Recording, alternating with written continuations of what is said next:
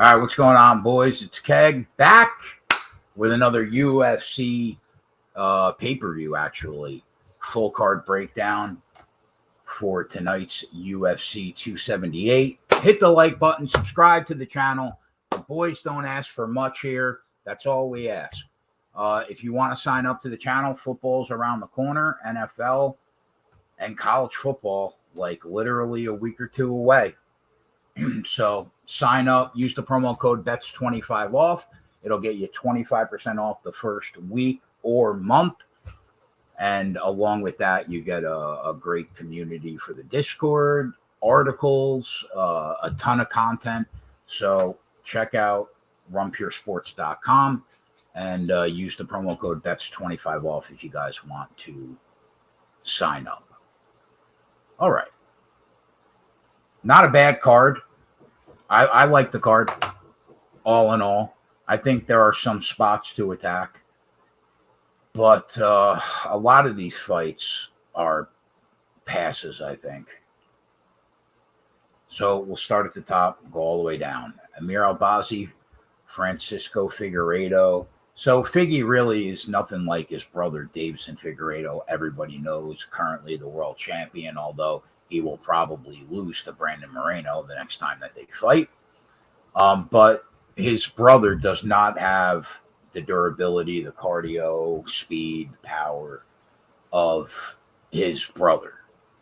And at 125 pounds, if you want anything, you want cardio. And unfortunately for Francisco Figueiredo, he does not have the necessary cardio to really be a factor in this weight class.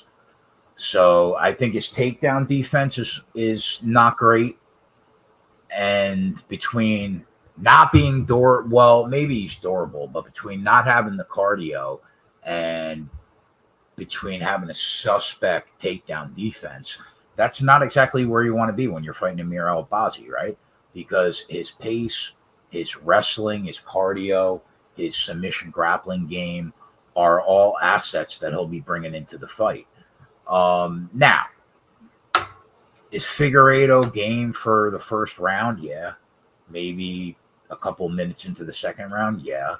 But after that, I mean, he should start to deplete as Amir AlBazi just continues to get better and pour on the pace.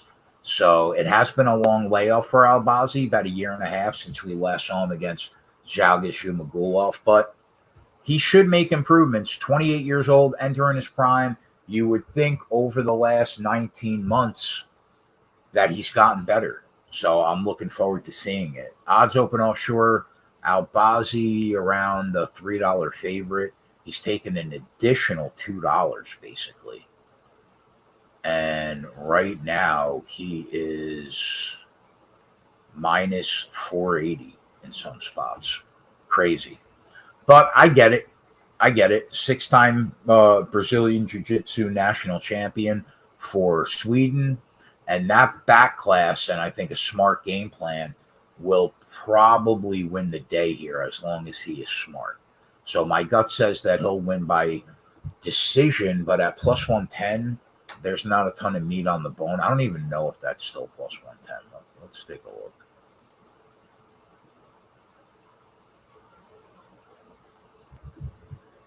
Yeah, still plus 110.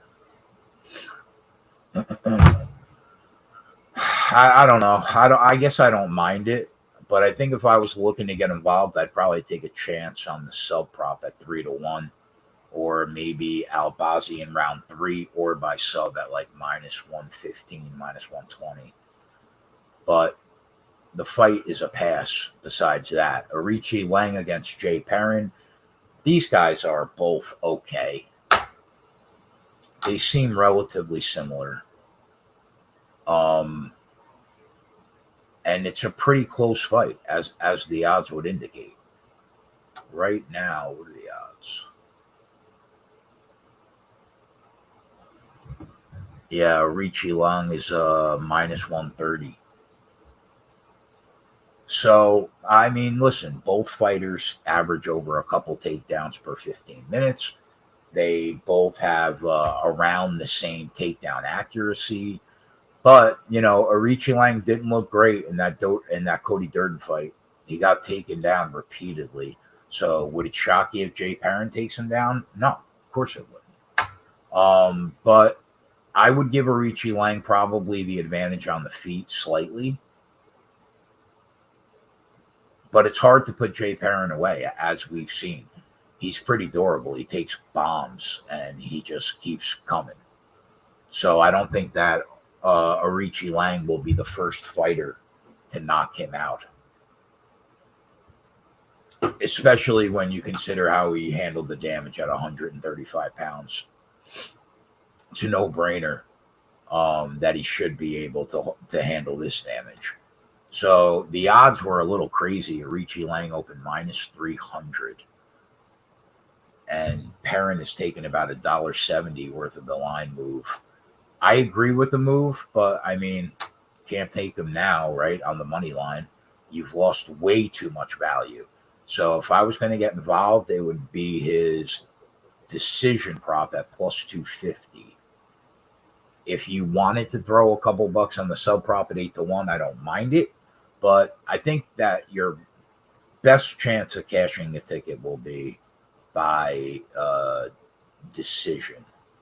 Aside from that, though, pass. De Silva against Altamirano. Everybody is probably saying the same thing when it comes to this fight, and that is if Daniel De Silva was able to keep the pace that he keeps in round one the whole way through a fight, he would be a much tougher out.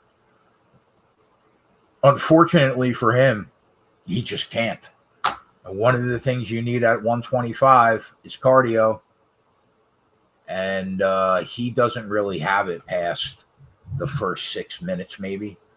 I would give him the small advantage on the feet because of his technique and his hand speed, but that advantage is only going to last for a round. And as his gas tank depletes, Victor Altamirano will just continue to get stronger and stronger.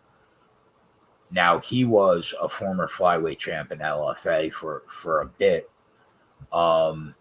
And he's the opposite. He's one of those tough Mexicans that might start a little slow, but they continue to get better and better as the fight goes on. His durability and cardio are going to be two major factors that he can lean on in the fight. On the feet, he probably won't be the better striker for round one, but after round one, he probably will be. I think he's a better grappler slightly than De Silva. But again, it will be exacerbated by the longer the fight goes. And that's really the overarching theme in the fight. So odds open offshore, Altamirano minus 225 right now. He is minus 165 at DK.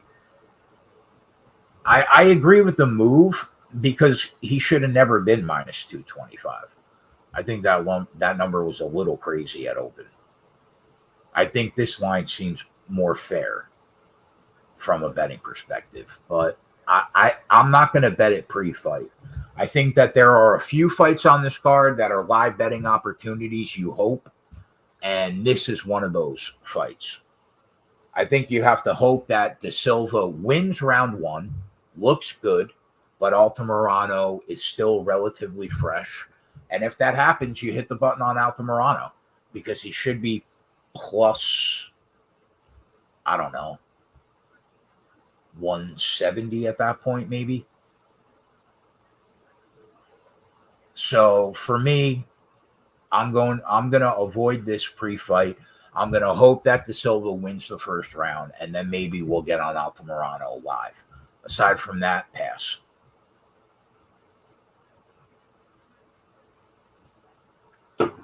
All right, next fight. AJ Fletcher against Ange Losa. Yeah, I mean, I said this on literally every show that I've been on, but I don't like Ange Losa as a fighter. I don't think he's very good. I think that he's way more physically impressive than his MMA acumen is good. So he's basically just a kickboxer. And if you look at his performances on the UFC level, they've been really bad. Before the UFC, he struggled in the one fight that he had in LFA, which is probably the second biggest promotion that he's ever fought for. And will he have the advantage on the feet because of technique and volume? Maybe. But, I mean, Fletcher has put your dick in the dirt power. And on the ground, I think Los's takedown defense isn't bad. It's average. He's really no type of submission threat on the ground. But if he gets top position, he can ground and pound you like most fighters can at 170 pounds. AJ Fletcher, he comes in off the first pro loss to Matt Semmelsberger. We were on Semmelsberger, but Fletcher had us a little worried. He looked phenomenal in round one. He won that round dominantly. If he would have got the takedowns in round two, he would have basically bagged the fight. He probably would have won the fight. So he looked good. And you can tell that he's raw, but there is a foundation there for this kid to be a really good fighter. I'm trying to find.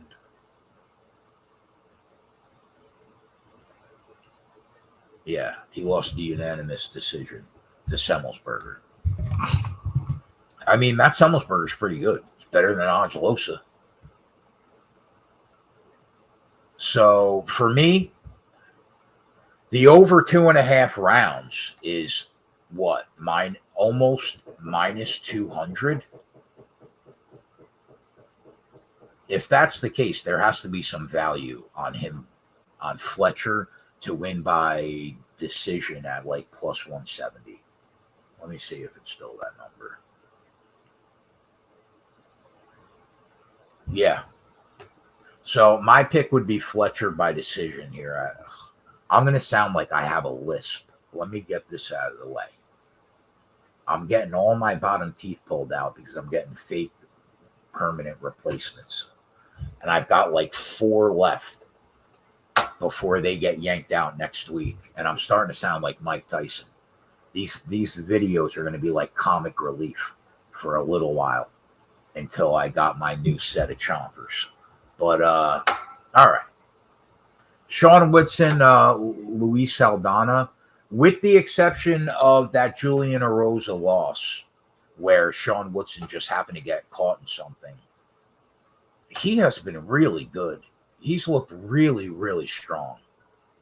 There's a lot to like about his stand-up game. Because he's so tall and lanky, he can hurt people from way outside the pocket. He doesn't even have to be inside the pocket. So I like him overall. Dynamic kickboxer. He fights smart usually. Cardio tends to be good. You're never going to have to worry about volume with him. He averages like 6 significant strikes per minute. So on the ground, he's not great, but his takedown defense has been relatively solid so far. Saldana, probably more of a complete fighter when you factor in his wrestling, but again, another guy that can't get out of his own way because of his own conditioning, that's the theme on this whole card. Somebody with cardio against somebody that struggles. And Saldana does not have a 3rd round gas tank at all. So I think that Sean Woodson wins. Should he be a $3 favorite? I guess that's debatable.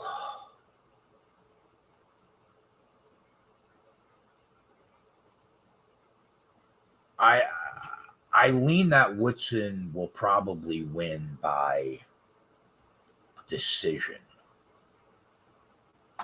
He only has 3 knockout wins, and when you consider, it's usually death by 1,000 cuts with him.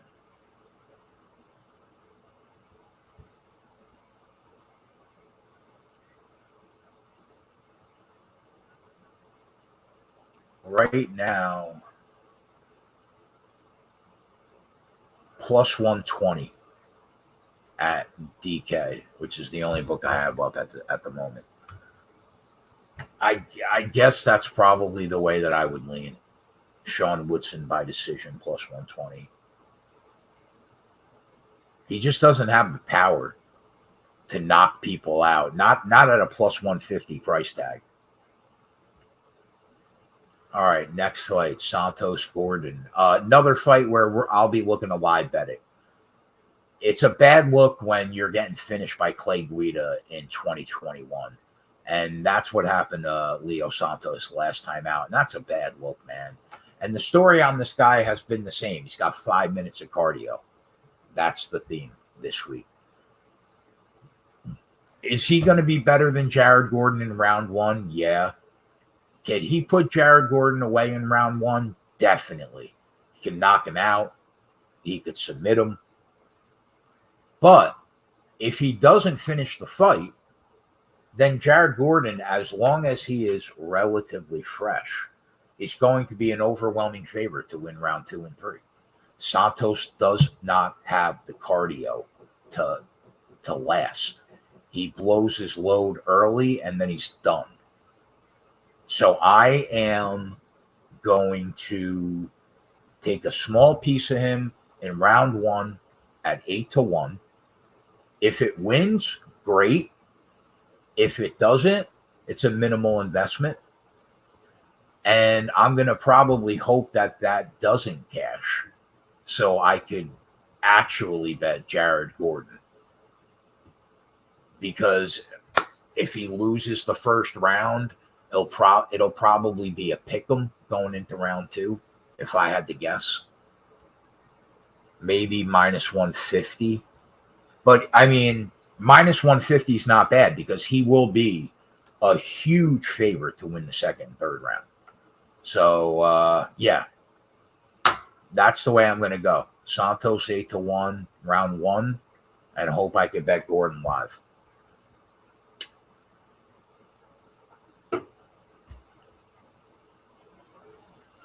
Marcin Tabora, Romanov. From a money line perspective, it's dog or pass. I'm not running to the window to bet on Marcin Tabora, especially after the last couple fights. But I do think that there's probably a little value on him. I like Alexander Romanov, but let's be honest, the kid, he's still raw. He's still learning his craft. It's hard not to like him because he throws 265-pound dudes around like he's, chucking somebody a can of soda. But there are some red flags. He hasn't fought anybody. If you look at his opponents, they aren't just bad fighters. They are fucking awful fighters. And he hasn't really been tested repeatedly late in fights. And the little that we have seen from him, he starts to fade a little bit, for sure. So could he fade here and Tabora have a big round 3? Maybe. But I lean that if Romanov gets the takedowns, he will probably finish in the first or the second round. So I'm going to pick him here. I'm looking forward to fading him because I think he's raw and he is going to run into the wrong dude. I'm just not sure that Marcin Tabora is that guy. So I'm going to lean with Romanov KO plus 170 in that fight. Tyson Pedro, Harry Hunsucker. Listen, Harry blows. He sucks. He's not very good. It's hard to find a reason to put your money on him. He has had 3 fights on the UFC level, been knocked out in the first round all 3 times. That's not good. But he has some power, and if he lands, he can hurt Tyson Pedro. Now, Tyson Pedro comes in off the win against Villanueva back in April, but before that, he hadn't fought since December of 2018. But he looked okay in his return. Not great, just okay. He got the win over a bum, but if you watch that fight, he didn't really do anything other than throw leg kicks. Barely threw any strikes like to the head. And once he hurt Hunsucker with like a leg kick where he dropped, that's when he came in and started punching him. But he's low volume. He's not very good. It's absolutely absurd that he's a $7 favorite in this fight. Like, I'm gonna probably take a piece of the dog by knockout early. I mean, he's 8-1 by knockout. That's actually not bad alone. Yeah, I might sprinkle a little something on Hunsucker at 8-1 by knockout. Am I going to get heavily invested? No, I am not.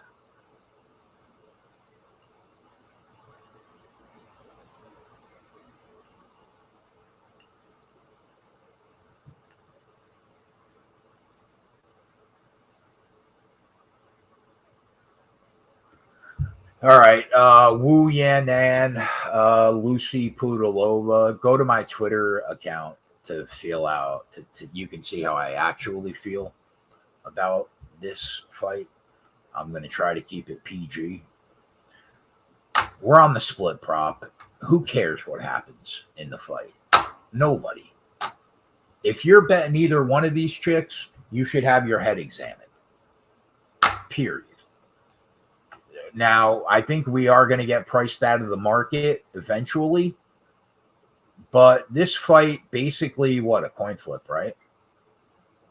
Yeah, and you're getting plus 330, which is the lowest I've seen so far with our split props. But it is what it is. In a coin flip fight, there's still value in that number. So, yeah, in terms of who I think wins, I have no clue, and I don't care. Just let it be greasy. That's it. That's all we care about.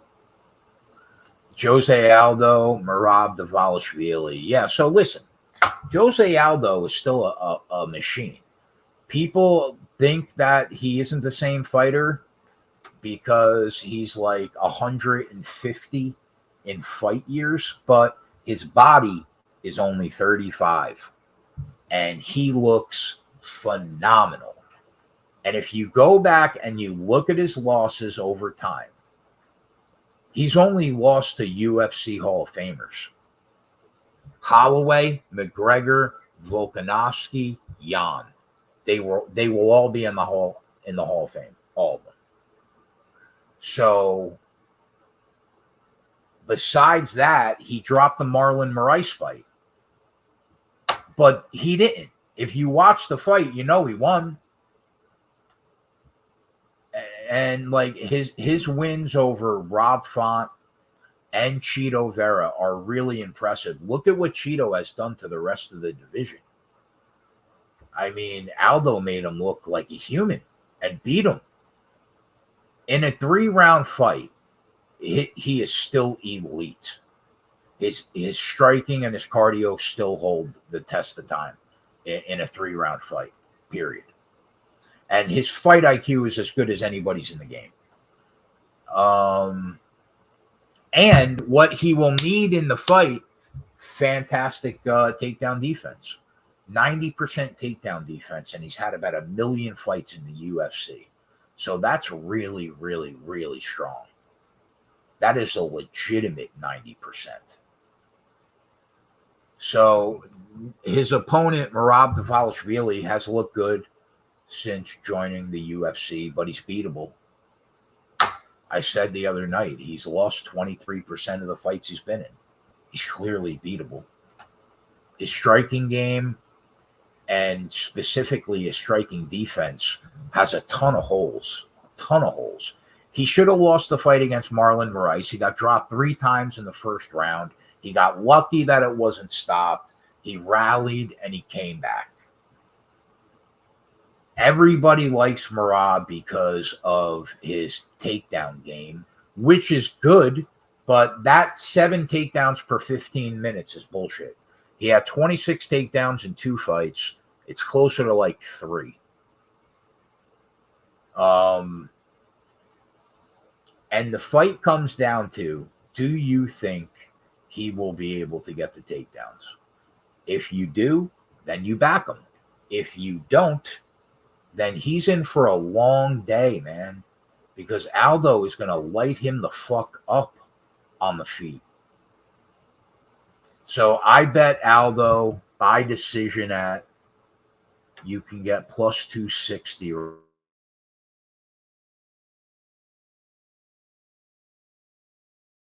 right now, half unit. So you make a couple units either way, as long as he gets it done. And I think he does, because I think he will stay on the feet. So yeah, I'm on Aldo. Big. And the Greek is on Merab, which is what you want to see in life.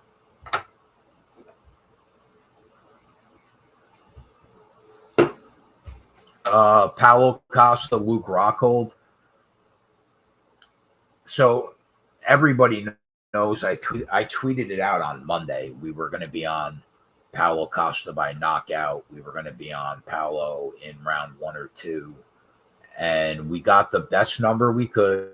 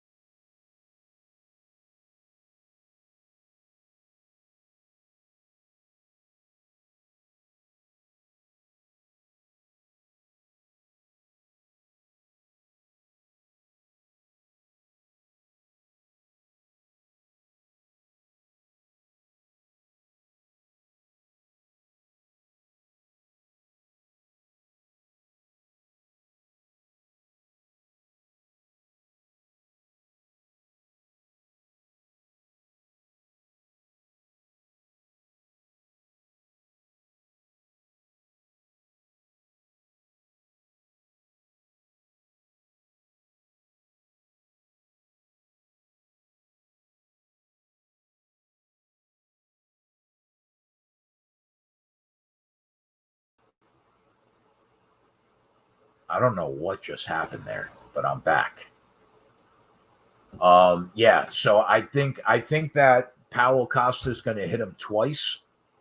And unfortunately, as good as Luke Rockhold is, and he is phenomenal, dynamic striker, a gas tank for days, fight IQ, uh, an absolute wizard on the ground. Doesn't matter if you can't take a punch. If you can't get punched in the face and keep walking forward, it doesn't matter how good you are. And I just don't see how. I just don't. Paulo Costa is a murderer. Okay, yeah, he lost the Adesanya fight. Who hasn't? He's been the world champion since my daughter was like 11. And he lost the Vettori fight. Why? He took the Adesanya loss hard and missed weight by 1,000,000 pounds, didn't give a fuck. Look at him now. Looks focused, on the money with the weight. He might bend Luke Rockhold and fuck him right in front of everybody on pay-per-view. That could happen tonight. So, give me Paulo Costa. It was always Paulo Costa by knockout. All right, main event. Kamaru Usman, Leon Edwards. I mean, look. Usman is the number 1 pound-for-pound fighter in the world. Rightfully so. He deserves to be. Maybe Volkanovski is in the conversation, maybe. But he is that good. But there are a couple things that we should at least mention. Is he the best in the world? Yeah.